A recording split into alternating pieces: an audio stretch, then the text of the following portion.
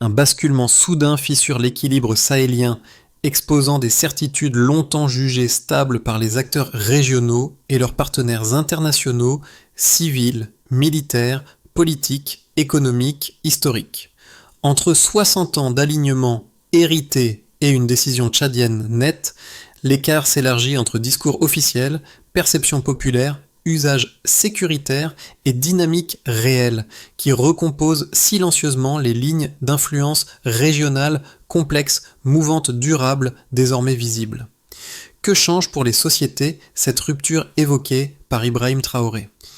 Dans cet instant suspendu, un centre d'influence paraît glisser vers un point encore indéterminé, obligeant États, entreprises et citoyens à réévaluer souveraineté, sécurité, autonomie, collectives immédiates, locales, régionales, profondes concomitantes. Cette analyse propose une grille de lecture précise pour comprendre ce que la recomposition sahélienne implique réellement, au-delà des récits officiels et des réactions immédiates observées dans les capitales concernées. Le bénéfice pour le lecteur est clair, saisir les risques immédiats et les leviers émergents.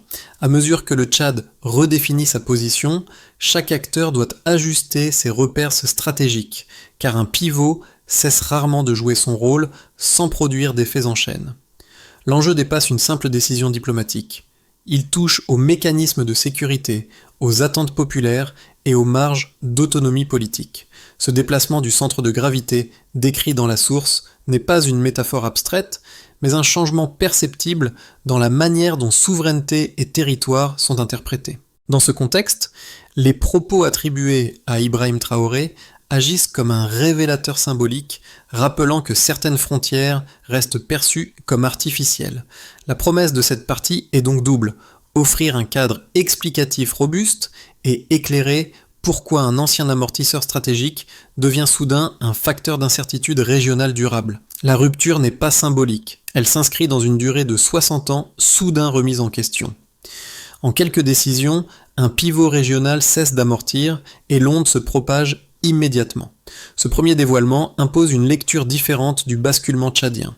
Pendant des décennies, la stabilité apparente reposait sur un alignement continu, accepté comme une donnée quasi naturelle par les partenaires extérieurs comme par les élites locales. Cette continuité a produit un cadre prévisible où la sécurité régionale, la projection militaire et la gestion des zones frontalières semblaient organisées autour d'un centre fixe. Or, la décision récente rompt cette inertie et transforme un point d'appui en variable instable. Le chiffre de 60 ans agit ici comme une repère historique. Il ne mesure pas une performance, mais un cycle. Un cycle durant lequel les mécanismes de coopération ont favorisé des flux sortants, tandis que les bénéfices locaux restaient limités. Le écart apparaît lorsque ce cycle est interrompu sans période de transition longue. Ce n'est plus l'accumulation progressive qui compte, mais la discontinuité brutale. Dans ce contexte, la référence à Ibrahim Traoré prend une portée particulière. Lorsqu'il évoque le caractère artificiel de certaines frontières, il ne conteste pas seulement des tracés, il questionne la lecture politique du territoire. Cette idée trouve un écho direct dans la recomposition en cours, car un État situé au croisement de multiples corridors redéfinit nécessairement les équilibres environnants. La source insiste sur un point souvent sous-estimé. La centralité géographique amplifie chaque décision. Cette frontière signifie 7 vecteurs d'influence potentielle, 7 zones où un changement d'orientation modifie simultanément les perceptions sécuritaires et diplomatiques. La rupture tchadienne n'est donc pas isolée. Elle réorganise un nœud, et le déclic apparaît clairement. Ce qui semblait stable ne l'était que par habitude. Dès que l'habitude cède, les dynamiques latentes deviennent visibles, et le centre de gravité commence à se déplacer sous les yeux des acteurs régionaux. Pour saisir la portée concrète du basculement, la source s'arrête sur Idriss, un témoin situé au plus près des effets immédiats. Il vit à proximité d'une base d'où décollaient quotidiennement des appareils étrangers, un lieu censé incarner protection, présence et stabilité. Pourtant, son quartier ne présentait aucun signe visible d'investissement durable. Routes dégradées, services absents, contraste persistant entre un dispositif massif et une réalité locale inchangée. Ce décalage devient un prisme d'analyse. Les décisions géopolitiques, souvent perçues comme lointaines, s'inscrivent ici dans le quotidien par des signaux sensoriels. Le bruit régulier des avions structurait le rythme des journées. Leur disparition introduit une rupture perceptible, presque physique. Le silence qui suit n'est pas neutre. Il marque une transition entre deux modes de présence, deux manières d'occuper l'espace. Lorsque l'annonce du rapprochement avec l'Alliance des États du Sahel circule, la réaction ne vient pas seulement des institutions. La source décrit une réponse venue des rues et des marchés, suggérant que l'attente précédait la décision. Idriss devient alors un fil conducteur. Sa perception du retrait n'est pas idéologique, elle est atmosphérique. Un environnement familier change de cadence, et cette modification précède toute traduction politique complète. À travers ce personnage, l'impact précoce se précise. Les transformations régionales ne flottent pas au-dessus du réel. Elles s'ancrent dans des sensations, des rythmes, des absences soudaines. Avant même les bilans, le terrain enregistre la rupture. En clair, la géopolitique commence là où le quotidien change. Avant la décision, le Tchad occupait une position perçue comme évidente. Pendant des décennies, N'Djamena était décrite comme un pivot stable, capable de relier les dynamiques du nord sahélien aux tensions du sud subsaharien. Cette centralité permettait une circulation continue de moyens, d'informations et d'influence. Le dispositif fonctionnait comme un amortisseur stratégique. Tant qu'il restait en place, l'ensemble régional conservait une forme de lisibilité opérationnelle. Le mouvement s'amorce lorsque cette évidence cesse d'être admise. La décision tchadienne de rejoindre l'Alliance des États du Sahel n'est pas présentée comme un ajustement technique, mais comme la fermeture d'un espace longtemps considéré comme ouvert. En un geste, un couloir stratégique se referme. Ce qui était utilisé pour projeter des moyens militaires vers le Mali ou pour surveiller les zones pétrolières libyennes devient soudain indisponible. Le mouvement surprend précisément parce qu'il rompt avec un héritage d'alignement jugé immuable. Très vite, la tension monte. La source met en scène la réaction de plusieurs acteurs extérieurs, décrite à travers des formules fortes évoquant l'inquiétude et la perte de repères. L'expression d'une perte d'yeux et d'oreilles résume cette phase de crête. Elle traduit l'idée d'une vulnérabilité nouvelle. Surveiller, anticiper, contenir devient plus difficile lorsque disparaît un point d'appui central. Cette inquiétude n'est pas seulement militaire, elle est aussi politique, car elle révèle une dépendance à une architecture désormais fragilisée. Dans le même temps, la dynamique interne s'accélère. La formation d'un bloc territorial continu reliant Mali, Burkina Faso, Niger et Tchad modifie la lecture régionale.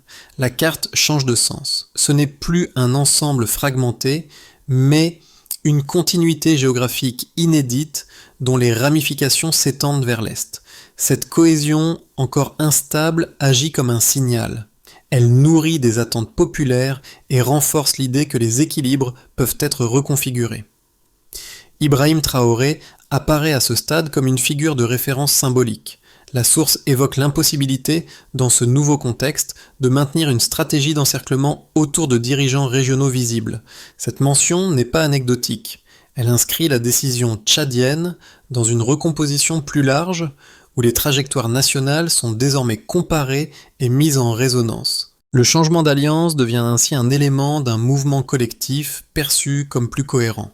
Ensuite, les effets persistent et se diffusent. Les effets ne se concentrent plus sur l'événement lui-même, mais se diffusent dans les perceptions. Les États réévaluent leurs partenariats. Les acteurs économiques anticipent des renégociations possibles. Les populations interprètent le retrait extérieur comme un signe d'ouverture ou de risque, selon les attentes. Le vide laissé n'est pas immédiatement comblé, il s'étend comme un espace d'incertitude. Ainsi se dessine la séquence complète, un déclencheur clair, une montée dramatique marquée par la réaction extérieure, puis une diffusion progressive des effets. La ligne des événements montre que le basculement n'est ni instantané ni clos. Il continue d'agir par ondes successives, bien après l'annonce initiale. La repère est connue.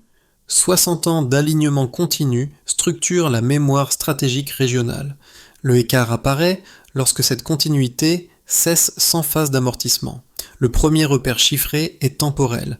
60 ans condensent un cycle long, suffisamment étendu pour transformer un choix politique en réflexe institutionnel.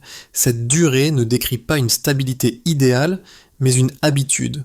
Elle a façonné les circuits de coopération, les attentes sécuritaires et la hiérarchie implicite entre partenaires. 60 ans résument un rapport asymétrique, devenu structurel et difficilement réversible. Lorsque ce cycle est rompu, l'effet n'est pas proportionnel mais dissonant. Plus la durée est longue, plus la rupture est perçue comme brutale. Le changement n'intervient pas après une érosion progressive, mais par un geste net. C'est ce contraste qui transforme une décision diplomatique en signal systémique. Le deuxième repère est géographique. 7 frontières définissent la position tchadienne. Ce chiffre n'est pas anodin. Il indique une centralité où chaque orientation influence simultanément plusieurs couloirs. Libye, Soudan, Centrafrique, Cameroun, Nigeria, Niger, autant de zones reliées par des flux sécuritaires, économiques et politiques. 7 frontières signifie 7 vecteurs où un changement affecte plusieurs équilibres simultanément. Dans cette configuration, le écart ne réside pas dans le tracé, mais dans l'interprétation. Lorsque l'orientation du centre change, les périphéries réévaluent leur propre marge de manœuvre. Un nœud devient variable. Les perceptions se déplacent avant même que les dispositifs ne soient redessinés. Le troisième repère est comparatif. L'espace AES élargi, incluant désormais le Tchad, est décrit comme plus vaste que l'Inde. Cette comparaison ne vise pas l'exactitude métrique, mais l'effet d'échelle. Elle suggère un saut de volume, une continuité territoriale qui modifie la manière dont la région est pensée. Une échelle continentale rend visible un changement de taille stratégique immédiat. Ces 3 chiffres fonctionnent ensemble. Le temps installe la profondeur, les frontières signalent la centralité, la comparaison spatiale produit un effet de masse. Le mouvement repère-écart se lie dans leur articulation. Un long cycle interrompu, un pivot géographique réorienté, un ensemble désormais perçu comme bloc. Dans cette lecture, la référence à Ibrahim Traoré joue un rôle de liaison symbolique. Lorsqu'il souligne le caractère artificiel de certaines frontières, il relie le quantifiable au politique. Les chiffres cessent d'être descriptifs, ils deviennent interprétatifs. Ils soutiennent l'idée que souveraineté et territoire ne sont pas figés, mais redéfinis par les perceptions collectives. L'apport quantitatif de la source n'est donc pas démonstratif au sens statistique, il est narratif. Les nombres servent de repère pour matérialiser un déplacement. Ils rendent visible ce qui, autrement, resterait abstrait. Le passage d'un système perçu comme stable à une configuration instable, mais potentiellement cohérente. Le écart final n'est pas encore mesurable en résultat, il l'est en lecture stratégique. Et c'est précisément cette transformation du cadre d'interprétation qui annonce des effets durables au-delà des chiffres eux-mêmes. 2 lectures structurent le débat tel qu'il apparaît dans la source, et chacune mérite d'être formulée dans sa version la plus solide, avant toute évaluation. La première thèse considère le basculement tchadien comme une fragilisation durable de l'architecture sécuritaire sahélienne.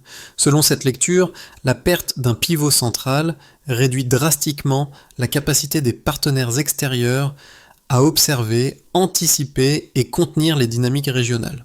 Un État situé au carrefour de 7 frontières offrait une profondeur opérationnelle rare. Sa réorientation ferme un espace qui servait à la fois de point d'appui logistique et de relais informationnels.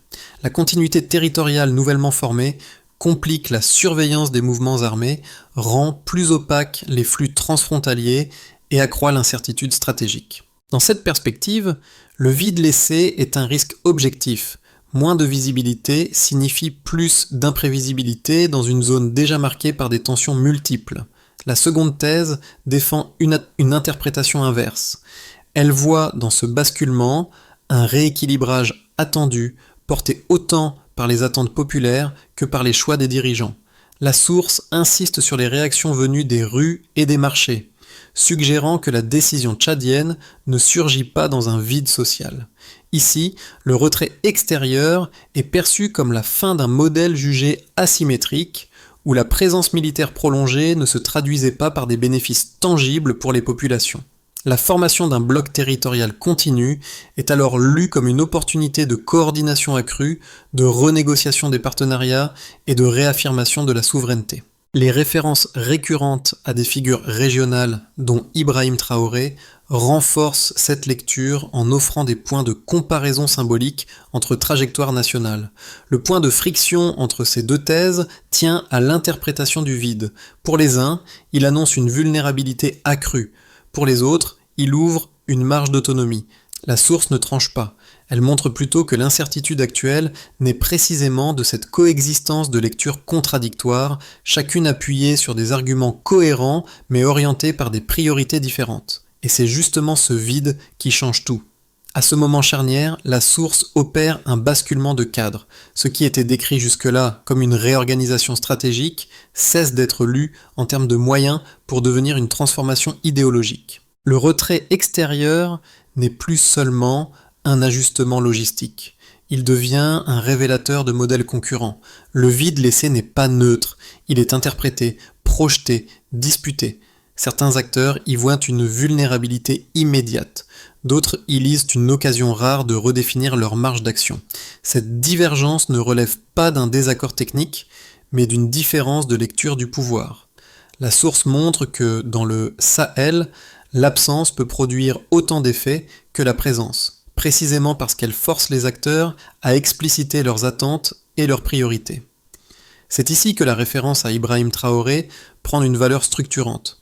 Son insistance sur la souveraineté et sur le caractère artificiel de certaines frontières sert de clé d'interprétation. Elle permet de comprendre pourquoi le vide est perçu par certains comme un espace à remplir collectivement et non comme un manque à combler par substitution immédiate. Ce moment charnière révèle donc un changement décisif. La question n'est plus de savoir qui contrôle les moyens, mais qui définit le sens du retrait. À partir de là, les dynamiques ne s'évaluent plus seulement en capacité, mais en récits concurrents sur l'avenir régional. Les effets du basculement tchadien se déclinent différemment selon les acteurs concernés, et la source propose 4 angles distincts permettant de mesurer cette recomposition, encore fluide mais déjà perceptible. Pour l'État tchadien, la conséquence immédiate est une réévaluation stratégique. La décision de rejoindre l'alliance des États du Sahel implique un recentrage sur des mécanismes jugés plus compatibles avec une autonomie décisionnelle accrue. Les partenariats extérieurs ne disparaissent pas, mais leur statut change. Ils ne constituent plus l'ossature centrale du dispositif sécuritaire. Cette transition oblige les institutions à ajuster leurs priorités, à clarifier leurs objectifs et à gérer une phase d'incertitude où la cohérence interne devient un critère central de légitimité politique. Pour les entreprises, l'impact est plus indirect, mais potentiellement structurant. La source évoque une tension latente autour des secteurs extractifs, notamment pétroliers et miniers. L'absence de chiffres précis n'empêche pas d'identifier une dynamique. La consolidation géopolitique renforce la capacité des États à renégocier des cadres jugés auparavant déséquilibrés. Les acteurs économiques doivent désormais composer avec un environnement où la continuité territoriale et la coordination régionale modifient les rapports de force. Ce changement n'entraîne pas une rupture immédiate, mais installe une attente, celle d'un cadre moins asymétrique et plus conditionnel. Pour la population, les effets sont d'abord symboliques et sensoriels. Le témoignage d'Idriss, déjà évoqué, illustre cette dimension. Le départ des appareils étrangers transforme l'atmosphère d'un quartier avant même de produire des effets matériels mesurables. Le silence devient un marqueur de transition. Il nourrit un imaginaire de page blanche où l'absence est interprétée tantôt comme un risque, tantôt comme une promesse. La source montre que cette lecture populaire s'inscrit dans une comparaison implicite avec les trajectoires observées dans les pays voisins, renforçant le sentiment d'appartenir à une transition collective. À l'échelle régionale, la recomposition est plus lisible. La formation d'un bloc territorial continu allant du Mali au Soudan modifie profondément les perceptions de sécurité et de coopération. Pour les acteurs extérieurs, cette continuité réduit les marges d'intervention et complique l'accès à des points d'appui stratégiques. Pour les États membres, elle crée à la fois une opportunité d'intégration et une nouvelle ligne de tension. La référence à Ibrahim Traoré, utilisée comme point de comparaison politique, symbolise cette dynamique régionale où les trajectoires nationales cessent d'être isolées pour être lues en miroir. Ainsi, les conséquences décrites ne se limitent pas à un niveau unique, elles s'entrecroisent. Institutions, économie, société et espace régional évoluent simultanément, produisant un ensemble d'effets qui, pris séparément, semblent modestes, mais qui, combinés, signalent une transformation profonde des équilibres sahéliens. La source n'avance pas de prédiction, mais propose 3 cadres d'évolution permettant de lire un système encore instable. Chacun dépend de la manière dont les acteurs interprètent le vide et structurent la continuité territoriale nouvellement formée. Dans un premier scénario, celui d'un ajustement progressif repose sur une stabilisation sans rupture. Dans cette trajectoire, les États concernés consolident leur position commune tout en maintenant des canaux de dialogue limités avec les partenaires extérieurs. Les priorités se concentrent sur la coordination sécuritaire, la gestion des frontières et la clarification des mécanismes hérités. Si cette logique prévaut, la transition s'effectue par paliers. Les tensions persistent, mais restent contenues par une lecture pragmatique des intérêts. Le système évolue lentement, sans basculement soudain, et l'incertitude demeure maîtrisée.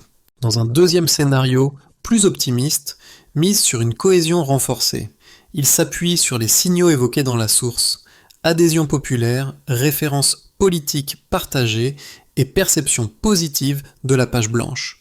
Ici, les États exploitent la continuité territoriale pour intensifier la coopération politique et économique. Des décisions parallèles émergent, des communications conjointes se multiplient et certaines priorités s'alignent. Si cette dynamique s'impose, le bloc devient un instrument d'intégration. La dépendance au soutien extérieur diminue progressivement et la marge d'autonomie collective s'élargit. Cette trajectoire suppose une capacité à transformer l'élan symbolique en mécanisme concret. Dans un troisième scénario, plus pessimiste, envisage une instabilité amplifiée. Dans cette hypothèse, le vide interprétatif n'est pas comblé. Les dispositifs sécuritaires se réorganisent trop lentement et des acteurs opportunistes exploitent les zones de flottement. Les tensions frontalières évoquées dans la source s'intensifient, nourries par l'incertitude stratégique. Les États peinent alors à coordonner leurs réponses et la continuité territoriale devient une ligne de vulnérabilité plutôt qu'un atout. Cette trajectoire ne conduit pas nécessairement à un effondrement, mais à une phase prolongée de perturbation. Ces scénarios ne s'excluent pas totalement. Des éléments de chacun peuvent coexister selon les zones et les périodes. La recommandation implicite est cognitive plutôt que prescriptive. Observer les signaux faibles, distinguer l'ajustement de la rupture et éviter de projeter une lecture unique sur une transition encore ouverte. La recomposition décrite dans la source ne résonne pas de la même manière pour tous. Elle s'adresse à des publics distincts selon leurs points d'observation et leurs attentes, et c'est cette pluralité de lecture qui en fait un phénomène durable plutôt qu'un simple épisode diplomatique. Pour celles et ceux qui suivent l'actualité géopolitique, le basculement tchadien constitue avant tout un laboratoire d'analyse. Il oblige à revoir des schémas longtemps considérés comme acquis et à observer comment un changement de pivot redéfinit l'ensemble du système. Ce public s'attache aux signaux faibles: ajustement de discours, réorientation discrète, synchronisation régionale. L'intérêt réside moins dans l'événement lui-même que dans sa capacité à révéler de nouvelles logiques de pouvoir. Pour celles et ceux qui s'intéressent aux trajectoires politiques des États voisins, la recomposition prend la forme d'une comparaison. Les références récurrentes à des figures régionales, dont Ibrahim Traoré, servent de repères symboliques. Elles permettent de mettre en miroir des expériences nationales et de comprendre comment certaines idées, comme la souveraineté ou l'autonomie, circulent et se transforment à l'échelle régionale. Ce public lit la transition comme une dynamique collective faite d'influences croisées et d'émulation. Pour celles et ceux qui se concentrent sur les effets quotidiens, le point d'entrée est plus concret. Le portrait d'Idriss rappelle que les décisions stratégiques se traduisent d'abord par des changements de rythme, d'atmosphère et de perception. Le silence après le départ des avions devient un indicateur sensible. Il ne dit pas ce qui va advenir, mais il marque une rupture vécue. Pour ce public, la recomposition est mesurée à l'aune de ce qui disparaît, de ce qui tarde à venir et de ce qui pourrait émerger. Ces trois regards n'entrent pas en concurrence. Ils se complètent Ensemble, ils montrent que la transition sahélienne se joue à la fois dans les centres de décision, dans les récits politiques et dans l'expérience ordinaire des territoires. La source esquisse une trajectoire en plusieurs étapes permettant de transformer une recomposition symbolique en dynamique structurée. Il ne s'agit pas d'un plan figé, mais d'un enchaînement conditionnel reliant décisions étatiques, coordination régionale et perception locale. D'abord, il s'agit de clarifier les priorités communes. Les États concernés doivent expliciter ce qu'ils cherchent à préserver et ce qu'ils acceptent de réviser. Sécurité des frontières, gestion des ressources, autonomie décisionnelle. L'indicateur clé n'est pas l'annonce publique, mais la cohérence entre discours et signaux pratiques envoyés aux partenaires comme aux populations. Ensuite, l'enjeu est la gestion du vide interprétatif. La source insiste sur le fait que l'absence de certains dispositifs peut produire soit de l'instabilité, soit de l'adhésion, selon la manière dont elle est expliquée. Il s'agit donc de stabiliser les zones sensibles, tout en évitant de recréer mécaniquement les cadres antérieurs. La mesure se fait par l'évolution des perceptions locales et par la capacité à contenir les tensions sans surenchère sécuritaire. Puis, l'accent se déplace sur l'harmonisation régionale. La continuité territoriale n'a de sens que si elle s'accompagne de mécanismes coordonnés. Décisions parallèles, communication conjointe et alignement progressif des priorités constituent des signaux observables. Les références à des trajectoires régionales, notamment celle d'Ibrahim Traoré, jouent ici un rôle de catalyseur symbolique, facilitant une lecture commune de la souveraineté et de l'autonomie. Enfin, il faut relier institutions et quotidien. Le portrait d'Idriss rappelle que toute recomposition doit se traduire dans l'expérience vécue. La réussite se mesure par la réduction des décalages entre promesses politiques et réalité locale, par la lisibilité des changements et par l'intégration des attentes citoyennes. Cette feuille de route ne garantit pas un résultat. Elle fournit un cadre pour lire les ajustements à venir et distinguer une transition maîtrisée d'une dérive incertaine. Le récit revient naturellement vers Idriss et vers ce silence installé après le départ des avions.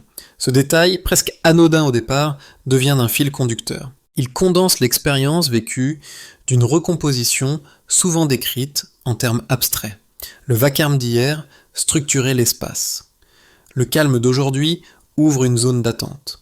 Entre les deux, une rupture perceptible, impossible à ignorer pour ceux qui vivent à proximité. Ce silence n'est ni vide ni neutre. Il agit comme une page blanche sur laquelle se projettent espoir, inquiétude et comparaison régionale. Pour Idriss, il signifie la fin d'un rythme imposé de l'extérieur. Pour d'autres, il incarne un moment fragile où tout reste à écrire. La source montre que cette ambivalence traverse l'ensemble du Sahel, reliant les perceptions locales aux trajectoires politiques plus larges. C'est ici que la référence à Ibrahim Traoré reprend tout son sens. Son discours sur la souveraineté et sur les frontières perçues comme artificielles résonne avec cette scène silencieuse. Il ne s'agit plus seulement de lignes sur une carte, mais de la manière dont un territoire est vécu et interprété. En une phrase, le silence devient un langage politique. La recomposition sahélienne se comprend alors non comme un événement isolé, mais comme une transition sensible, ressentie avant d'être pleinement comprise et encore ouverte à plusieurs directions possibles. La séquence décrite dans la source ne se referme pas sur une conclusion définitive. Elle laisse au contraire un paysage en mouvement où décisions étatiques, attentes populaires et repositionnements régionaux coexistent sans se stabiliser pleinement. Cette instabilité n'est pas un défaut du récit, elle en est la donnée centrale. Elle rappelle que les recompositions géopolitiques ne suivent pas une trajectoire linéaire, mais avancent par ajustement, interprétation et réappropriation successives. Dans ce contexte, la transformation engagée autour du Sahel invite moins à juger qu'à observer. Observer les signaux discrets plutôt que les annonces spectaculaires. Observer les perceptions locales autant que les gestes diplomatiques. Observer comment des références politiques, comme celles associées à Ibrahim Traoré, circulent et influencent les cadres de lecture régionaux sans produire d'effets uniformes. La question reste donc ouverte, volontairement. Lorsqu'une page blanche apparaît, elle peut devenir espace de projection ou zone de tension. Tout dépend de ce que les acteurs internes comme externes choisissent d'y inscrire. À ce stade, le lecteur est invité à prolonger l'analyse. Parmi les dynamiques évoquées, laquelle vous semble la plus susceptible de redéfinir durablement l'équilibre sahélien dans les mois à venir, et pourquoi ?